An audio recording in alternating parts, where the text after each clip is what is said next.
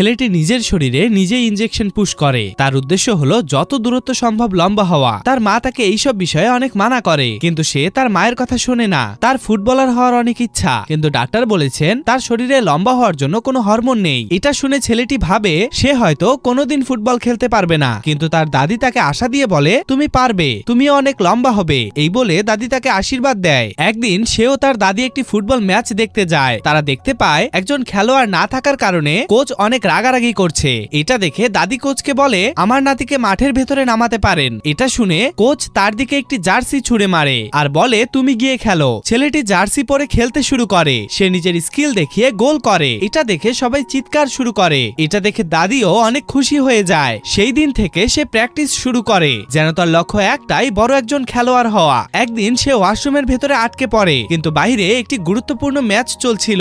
ম্যাচের জন্য সে কাঁচ ভেঙে ওয়াশরুম থেকে বাইরে বেরিয়ে দৌড়াতে শুরু করে। সে দেখতে পায় ম্যাচের অনেকটাই সময় চলে গিয়েছে। কোচ তাড়াতাড়ি তাকে মাঠের ভেতরে নামিয়ে দেয়। ছেলেটি নেমেই একে একে গোল দিয়ে নিজের দলকে জিতিয়ে ফেলে। ম্যাচ জেতার কারণে তাদের একটি করে সাইকেল উপহার দেওয়া হয়। দীর্ঘদিন ব্যায়ামের কারণে সে আস্তে আস্তে লম্বা হতে শুরু করে। আর এইভাবেই পৃথিবীতে একটি মেসির জন্ম হয়। তো আপনারা কে কে মেসির ফ্যান তা জানাবেন আমাদের কমেন্ট বক্সে।